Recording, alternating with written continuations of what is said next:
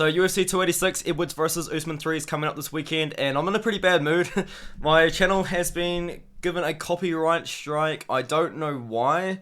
At all. I was live streaming. Yael versus Dvalishvili, but I wasn't showing any of the stream. It was a fight companion. I wasn't playing any music. I wasn't playing any audio. And even then, I've uploaded shorts on my channel that's literally just highlights of UFC, like UFC fights. And I've got my live stream taken down. I've got a copyright strike on my channel. None of those videos got copyright strikes. Some of them didn't even get a copyright claim, and it's just UFC highlights. But yeah, whatever. So I can't get monetized for 90 days, and I also can't live stream for 90 days. If you guys don't know, I'm a full-time university student, so I actually don't make an income. I study full-time. So I've lost my only source of income, I guess you could say, which was YouTube, which isn't a lot of money at all, but it still was enough, to kind of help me out throughout the weeks. But yeah, so I'm in a bad mood, unfortunately. I will be doing this video. I think the hustle won't be there. I can't really see myself making videos every day like I used to. It's probably going to be a good thing. I need to focus on my study anyway, because I have been spending a lot of time making YouTube videos. But yeah, if you like the channel, I would really appreciate a subscribe. Yeah, I really would, but let's just get into the picks. Veronica Macedo versus Juliana Miller. I do have Juliana Miller. Minus 400 favourite's pretty wide, but at the end of the day, she hasn't fought for, 3 years. So Macedo, she lost to Maia Maliki, who was a really good striker, but that fight hasn't aged very well at all, that loss. Juliana Miller, I don't see her having a very high ceiling. I think people overrate her a little bit. At the end of the day, she's 3-1 in MMA. She beat Brogan Walker, who is almost 40 years old, probably in a midlife crisis right now. Yeah, I think Miller wins by submission, but at the end of the day, it just is what it is.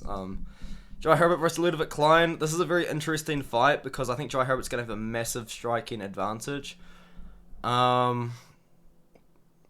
sorry, no, massive size advantage.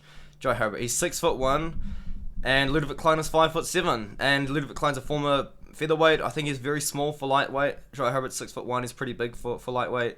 He's a good striker. The only guys he ever lost to are the best, like Ilia Topuria, Renato Moicano, and Francisco Trinaldo.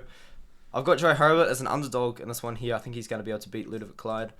And the matchup, the next one is going to be Jennifer Maia versus Casey ONeill. This is a very tough fight. In fact, I think that Jennifer Maia's got a really good chance of winning this fight.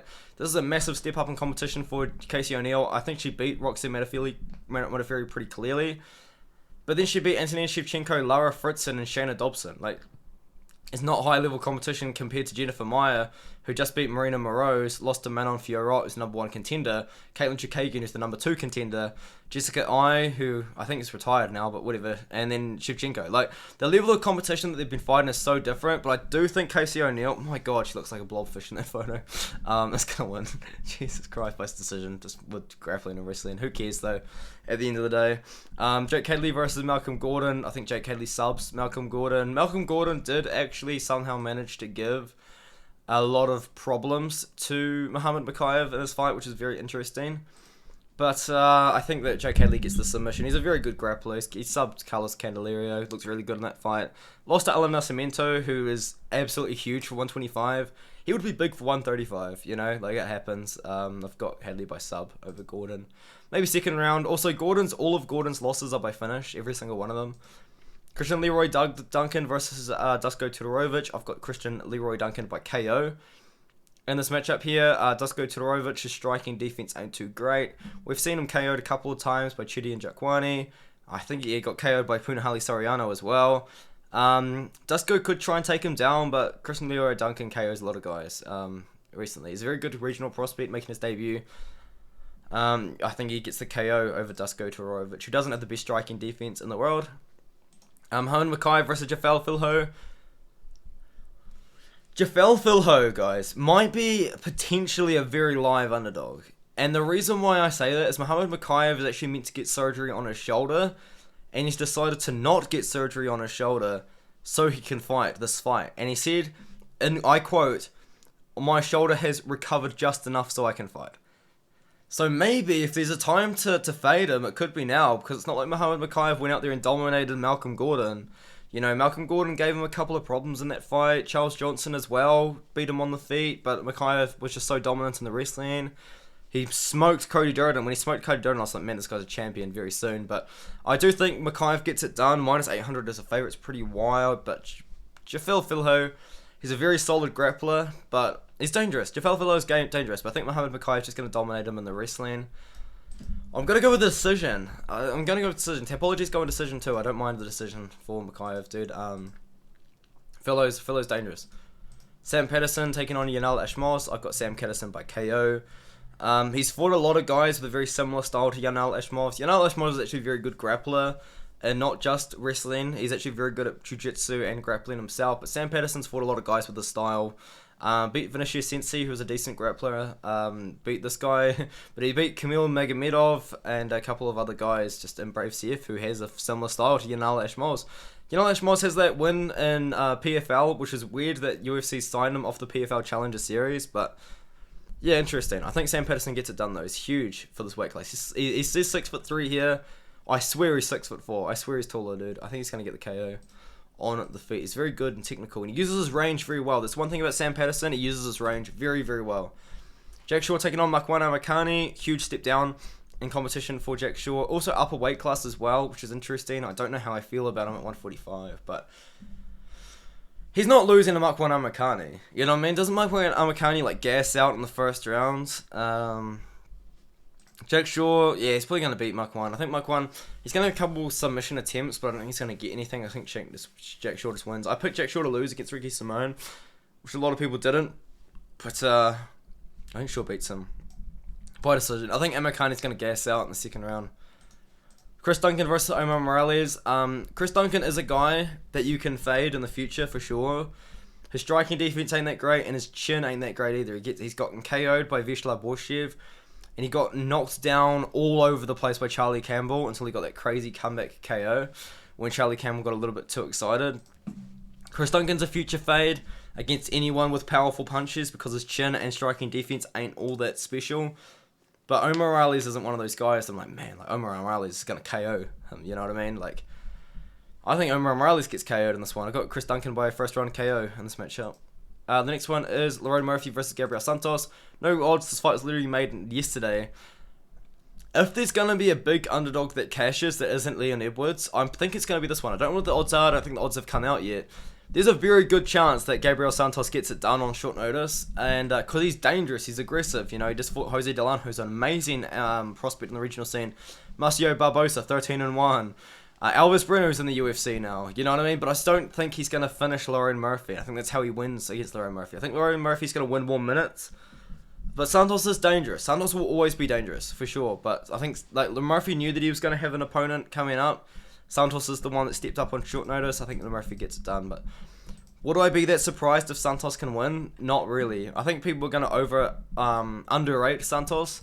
But I don't think Santos wins. It's going to be a close one, though. Marvin Vettori taking on Roman Dolidze. I got Roman Dolidze by finish, actually. He's a massive underdog, plus 220. I don't think Marvin Vettori is that good. He's not very good at striking. He's only not that good at like pure grappling either. He's only a really good wrestler with a very hard head. And I think Dolidze's going to finish him, dude. I don't even rate Dolidze that highly, dude. Dolidze was unranked 3 months ago, by the way, just to put things into perspective. But ever since he got with JP Bay's wife, dude, he's become a different animal, dude. There's something, what's her name? Cheyenne Velismus. There's something in Cheyenne Velismus, dude, that just gives you superpowers. Because ever since he started cucking JP Bays, he's become an absolute beast. He KO'd Hodolkas, Phil Hawes, and then he's beaten Jack Hermanson. I think he beats Marvin Vettori. I think he's the better pure grappler. I think he's actually the better striker as well. Marvin Vettori did nothing to Whittaker. I know it's Robert Whittaker, but Marvin Vettori just stood there and did absolutely nothing whatsoever. I think Dolidze finishes him, dude. I don't rate Vettori very highly whatsoever. I've never rated Vettori that highly. I don't think he's that good. Gunnar Nelson taking on Brian Barberina. Brian Barberina just takes short notice fights, but he's going to get subbed in this one here. Yeah, he didn't look all that great in like any of his last fights. He didn't look that great against Darian Weeks, arguably lost it. Didn't look all that great against Matt Brown, arguably lost it. Rolly Lawler didn't even look that good against Rolly Lawler, and then got smacked up by Rafael dos Anjos, like of course he did. And then I think he's going to get subbed by Gunnar Nelson as well. Gunnar Nelson's a guy I don't really know how to feel about. Like he just kind of beat Takashi Santo by just boring decision on the back last time. I think he's going to sub Barbarina. I don't think Barbarina's all that great.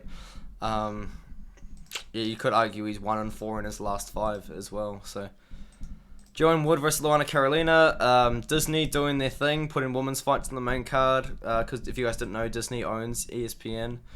And obviously ESPN's a big broadcaster and UFC wants to make them happy. So they just do whatever ESPN asks them to. So that's why this fight is on the card. Luana Carolina got KO'd by Marley McCann. All she really does have is kickboxing. I did actually pick her to beat Lupita Godinez as an underdog, which is a pretty good pick by me. Dude, Joanne Wood, though, like she hasn't looked all that good. But at the end of the day, she lost to Alexa Grasso and Tyler Santos. You know what I mean? By sub. I don't think Luana Carolina's going to do the same thing. So I got Joanne Wood by this one. Whatever. Not that fun of a fight.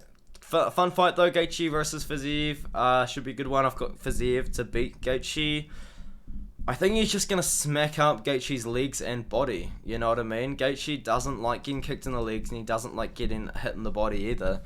And that's what Fiziev's going to do. I think he's going to smack up the legs, he's going to smack up the body, and Gaethje's pretty hittable as well. He likes to brawl. And Fiziev is a very, very technical striker. If you want to see a very, very technical strike, him fight by Brad Riddell versus Brad Riddell is a very, very technical striking display. An underrated fight. I know it says KO by wheel kick, but it was actually quite close going into that 3rd round when he got the KO. And he KO'd Rafael dos Anjos. Gaethje could win if he uses his wrestling. I'm seeing a lot of people saying he's going to wrestle. I think Fiziev TKOs him in the 3rd round or wins a decision after absolutely smacking up the body and the legs for the first 2 rounds. And now we move on. Leon Edwards versus Kamaru Usman. I picked Leon Edwards to win the 2nd fight. I picked him to win by decision. I am picking him again. I think he beats Kamaru Usman. I've got so many reasons, but if you guys understand, I'm very sad. 2 years, dude. Oh, fuck's sake. Dude, I've been doing YouTube for over 2 years now at this point. Fuck. 2.5 years. No. It hasn't been that long. Almost 2 years. It's been almost 2 years. It's been a year and 8 months I've been doing YouTube. Down the drain, huh? I guess for the next 3 months. I don't know. I know it's not the end of the world, but man, just annoying. But anyway, I got Leon Edwards by decision. Picked him last time to win by decision. He got the KO, which is quite cool. But what I think is going to happen, dude, is it was completely gassed out at the fight, which was at elevation. But he won the 1st round. I think we're going to see that again, except for at least 3 rounds, especially because it's in London as well. The crowd will be on his side. The crowd will be booing Usman. There'll be thumbs down in Usman. They'll pulling the finger at Usman. It's literally a London crowd, dude. It's going to be crazy against Usman. Kamaru Usman, he don't really wrestle anymore because he claims that he can't even run, a mile or something like that because his legs are so sore. His knees are so done from wrestling. His cardio is insane though, which is interesting. Maybe a corrupt pharmacist as a father would help you doing that. But I think Leon Woods just beats him by decision, dude. He's the better striker. A lot of people don't agree with me when I said that, which is weird. Usman knocked out Jorge Masvidal, but because Masvidal was scared of the takedown. Colby Covington was looking good on the feet against Usman. Leon Woods is the better striker. I think what he can do is defend the takedowns. He's even got a takedown of his own against Usman, and he almost subbed him. Probably would have got the sub if Usman wasn't grabbing the gloves.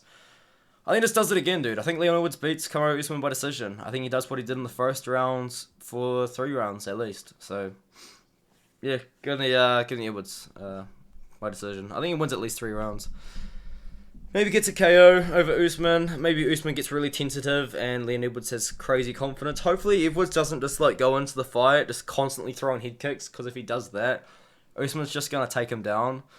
But I think Edwards is going to come in here with a good game plan. I know he only gassed out because the fight was at elevation, but he's going to have worked on that cardio since then. So I think he gets it done. I got Edwards by decision. Let me know what you think in the comments. Subscribe if you want more.